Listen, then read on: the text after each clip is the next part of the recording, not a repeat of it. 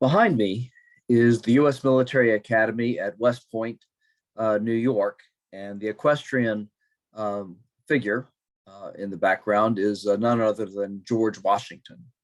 It's a bit of an irony that the U.S. Military Academy was founded in 1803 during the administration of Thomas Jefferson, who was of a party that was opposed to the Federalists and in many respects disagreed with the Federalists' policy preferences and had pushed back against some of the things that the Federalists had wanted in terms of American military policy.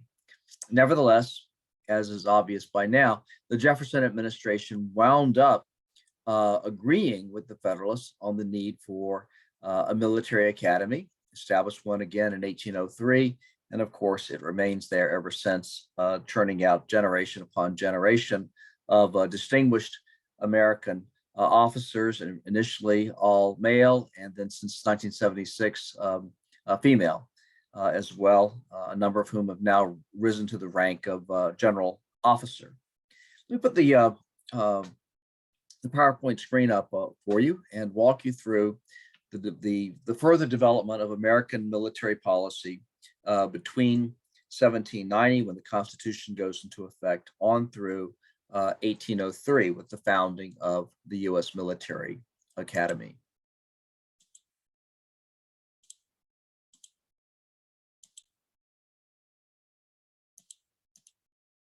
Okay, here we go with the terms for this part of the lecture presentation. By the end of this presentation, you should understand first the major military legislation passed during the 1790s, and then the continued problems with achieving a militarily effective militia. Next, the Whiskey Rebellion of 1794 as a vindication of the new constitutional military system. Then the quasi-war with France and its impact. And then U.S. political divisions, then called factions. There was no concept back then of political parties. So we're talking about factions and their impact on military policy. Then the so-called Revolution of 1800. This is when the Federalist administration of John Adams gave way to the Democrat-Republican or Jeffersonian administration of Thomas Jefferson. In other words, you have the first peaceful transfer of power in the history of this republic. And by the way, just a spoiler alert, very seldom do republics have an initial peaceful transfer of power from one party to another party that disagrees with it strongly. This revolution of 1800 is really quite a remarkable accomplishment.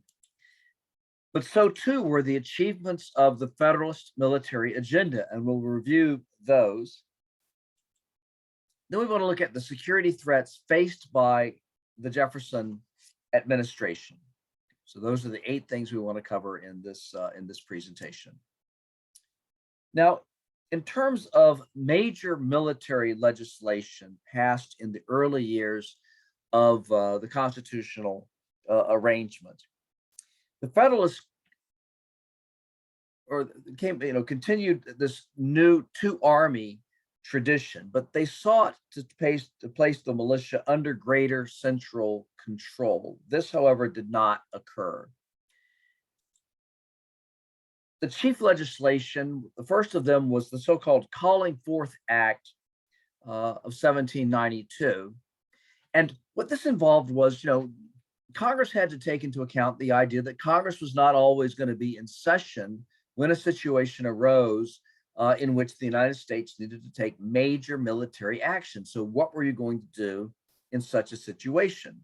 Well, what they did was they created an arrangement whereby the president could go to a federal judge who could essentially say combinations too powerful for ordinary law enforcement to deal with were present, and that gave the president of the United States authority to call out the militia for a period of no more than 90 days to deal with the threat, by which time Congress would have come and reassembled and would be able to take over its constitutional responsibilities for handling the emergency.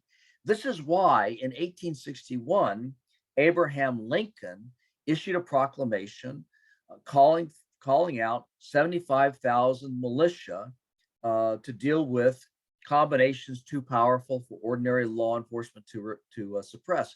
Some people say, well, he thought only 75,000 troops were necessary, or he thought that the war would be over in 90 days. No, he was using the language of the Calling Forth Act of 1792, which allowed him only to summon militia for 90 days. So that's where that comes from. Then they came out with the Uniform Militia Act of 1792. And this enshrined the concept of universal military service, but it effectively gutted the militia concept in terms, certainly the national militia concept of soldiers, of militiamen trained to a certain degree of discipline, a certain degree of efficiency, common equipment, common weaponry. In other words, able to go to battle in some kind of coherent sort of way, because this so-called Uniform Militia Act failed to establish uniform organization, training, equipment, and so on. Each state created its own, militia to its own particular standards. Some better than others. And one historian of this early period doesn't just say that this Uniform Militia Act, didn't work out. What he says was it didn't work out by design. And and the result is what he calls the murder of the militia, the deliberate hobbling of the militia to make sure that it was not going to be an effective force that the national government could use, in the event of an emergency. In any event, all of the responsibilities of handling a militia were left in the hands of the individual states. So that sounds pretty dismal. Nevertheless, this new constitutional arrangement got its first real test when an internal rebellion, somewhat like Shays's rebellion of 1786, materialized in 1794. What happened was the U.S. government passed an excise tax on whiskey, and farmers in Western Pennsylvania grew a great deal of corn. And this corn, if you were going to market it just as corn and try to take it over the mountains, the Allegheny and the Appalachian Mountains to get it to market, the cost of transporting it by wagon was just ridiculous. You would pay way more just to transport it to market than it was possibly worth. However, convert this corn into corn whiskey, and now you had something going. Well, when the federal government came around and said, we're going to tax that whiskey that you're manufacturing, the Western farmers rose up in arms about it. And the reasons they're upset are a little more complicated than I'm going to go into. But the operative point is they defied the federal government. They refused to pay the excise tax. They abused and ran out of town those agents who were tasked with the job of collecting those excise taxes. It was a naked violation of the law, a naked sort of thumbing your nose at national authority, and it could not go unaddressed. And so the federal government called out 12,500 militia to deal with this emergency. President George Washington, as commander-in-chief, took charge of this expedition personally. What you see here is him reviewing the militia troops assembled at Fort Cumberland, Maryland. This is a fort that goes back to the days of the French and Indian War. And from here, he set out first into Pennsylvania, crossed through, went first to Carlisle, Pennsylvania, and then headed west toward where those farmers were. The farmers were upset, sure enough, but once they understood that Washington was coming toward them with 12,500 militia troops, they essentially disbanded, and the rebellion was quelled without any kind of fight. What this demonstrated was that this new constitutional arrangement worked in terms of handling internal rebellion. Now, in 1789, far across the Atlantic, the French Revolution began. And by 1792, it reached a more radical phase than anything that had been seen at any point during the American Revolution. In that year, the French National Assembly went to war with most of Europe, inaugurating about 23 years of conflict. And despite its remove across the whole Atlantic Ocean from what was going on in Europe, the United States was deeply affected, chiefly because of its maritime interests. The United States had hundreds of merchant vessels going back and forth across the Atlantic, buying and selling goods, transporting goods, and had a tremendous interest in this maritime traffic. Well, during the course of these wars, at different times, both Great Britain and France interfered with American maritime rights. And so in 1794, to help offset this, Congress authorized the construction of 6 frigates. And a frigate is, it's a warship. It carries about 44 cannon on it. It's reasonably powerful. It's not as powerful as a ship of the line, but it's pretty good, a pretty good size. And interestingly enough, these 6 frigates were built in 6 different ports with tar, pitch, rope, and other wood and other supplies contracted for from other states. In other words, everybody got a piece of the action. Construction of these 6 frigates, one of the reasons that the deal went through so well was that all of the states benefited from it economically. But in any event, this is a military response to the trouble that is going on in Europe in terms of the wars between France and its various adversaries, including Great Britain.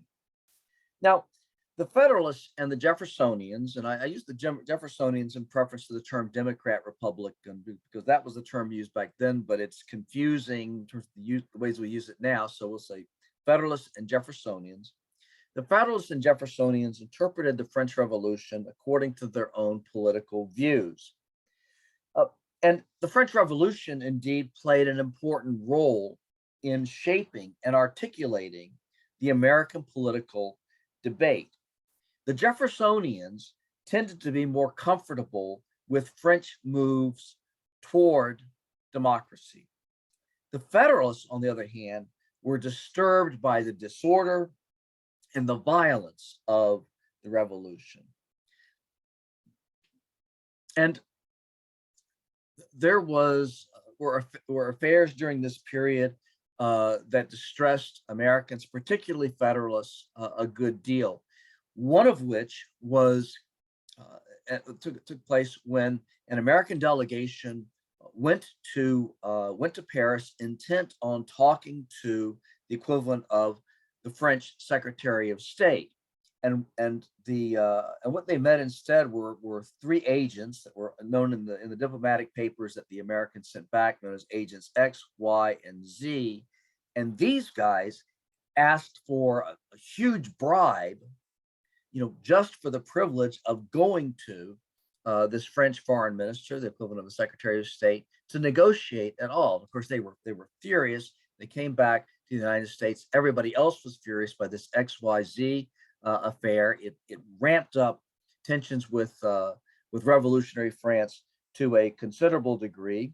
There was also a problem with French privateers. These are to say merchant vessels that had received legal permission from the government of France to attack other vessels, merchant vessels, and these privateering attacks against American vessels in the West Indies aroused the public and led to an undeclared naval war in 1798 that lasted for 2 years until 1800.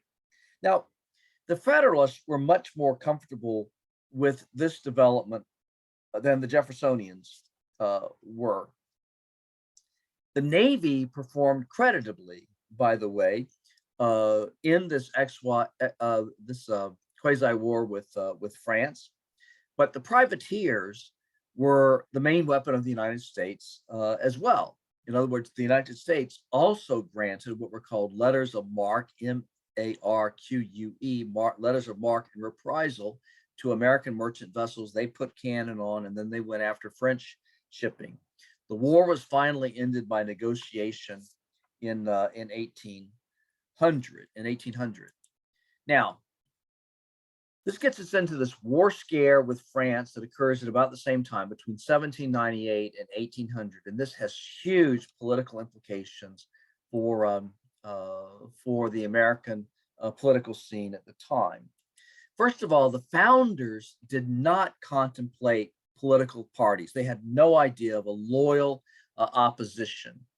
They assumed that citizens exercising the civic virtue that I've talked to you about would arrive at the same conclusions about what was best for the Republic. If they could set aside their self-interest and look at what was best for the Republic, they would always come up with the same solution. If that did not occur, the culprit was self-interest, a spirit of faction. Faction was bad, bad. And so, thus, when two distinct political schools of thought emerged, and one school of thought was the Federalists, they were led by Alexander Hamilton, and the other one were the Democratic Republicans, or the Jeffersonians, led by Thomas Jefferson. Each side accused the other of being a faction. Each side accused the other of being animated by some kind of nefarious self-interest. The British, Alexander Hamilton, who led the Federalists, were accused of being pro-central government and pro-British, sort of closet monarchists.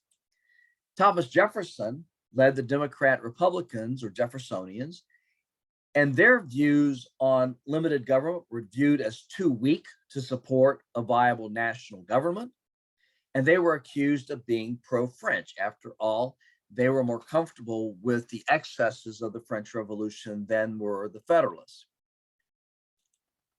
And during this war scare with France between 1798 and 1800, the Federalists feared that the Jeffersonians would side with France if France invaded the United States. It's extremely unlikely that this was ever going to happen, but it didn't make any difference. The Federalists were afraid of the Jeffersonians. The Jeffersonians were going to back the French if the French arrived. And so they therefore passed what were called the Alien and Sedition Acts. This happened in 1798. The alien part of the act was designed to push out the amount of time it took to become an American citizen. The assumption would be that immigrants were going to side with the Jeffersonians when it came time to voting. So the Federalists were going to try to eliminate that threat as much as possible. And then the Sedition Acts were designed to place a chilling effect on criticism of federal officials, President John Adams, but also plenty of other federal officials, most of them Federalists as well. So you have this as part of this this war scare, this background. And then Alexander Hamilton also masterminded the creation of a so-called new army, which was predominantly led by Federalist officers. Nominally, George Washington would have been in charge of this new army, which was created to defeat a French army if it ever did invade. But George Washington was old by this time. He wasn't really interested in what was going on. Alexander Hamilton, who was second in command, was, for all practical purposes, in charge of this new army. And it was highly suspicious that he chose to officer this new army with Federalists. From a political standpoint, you know, Hamilton considered these people to be reliable, but this amounted to a political instrument that could be turned against the Jeffersonians if the time ever was right. And it didn't necessarily require a French invasion to do this. This was an extraordinary threat. And the only good thing about it is it never really came about. Yes, you got some Federalist officers in, but you never got the troops that were necessary to create a real army out of this. Then comes 1800. It is an election year. Federalist John Adams is going up for re-election against Thomas Jefferson.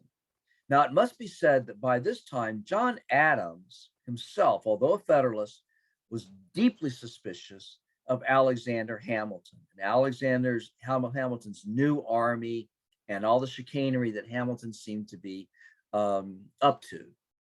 So Adams certainly opposed Jefferson, but it didn't mean he was a big friend of Alexander Hamilton or Alexander Hamilton's new army either.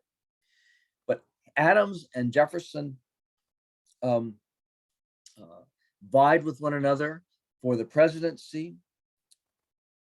By this time, John Adams himself had responded to the French when they moved to smooth relations. And so from a foreign policy standpoint, they were getting close together. The public by this time had begun to realize that the war scare had been concocted out of thin air. And there was a perception that the Federalists were out of step with the American electorate. The Federalists were hysterical against the French. They were desirous, seemingly, of war with Spain, if not with France, in order to gain the Louisiana territory, then held by Spain, and also Florida, also held by Spain. And voters by and large just didn't want these things. Let me back up. And so the voters ousted the Federalists from the presidency and from Congress in 1800. And this was the so-called Revolution of 1800. Yet it was not really a revolution at all. To repeat a point made earlier, the first time that there is a change of power between one political party and a political party that is hostile to the first, that's the point where the first political party will do anything it can to hang on to political power. This is when they put the tanks into the streets, or this is when they declare that the election itself was so corrupt that it has to be set aside, and the party that's already in power is going to remain in power. This point where you get the first transfer of power from one party to a different party is sort of the point of maximum danger when it comes to republics. And the United States passed that test in 1800. But because the Federalists went out of power did not mean that their prescriptions, their policy prescriptions when it came to the military, just simply went away. The Federalists wanted to create a small standing army. They did create a small standing army. The Jeffersons didn't get rid of it when they took power. The Federalists wanted to create a small navy. Actually, Hamilton wanted a larger one, but they at least wanted a smaller navy, and a smaller navy was indeed created. In fact, a department of the Navy was created in 1798 to deal with this undeclared war with France. The Federalists wanted to create arsenals and factories. Remember, that was part of Washington's sentiments on a peace establishment. Arsenals and factories were created by the time that the Federalists left office. The Jeffersonians had no problem leaving them in place. But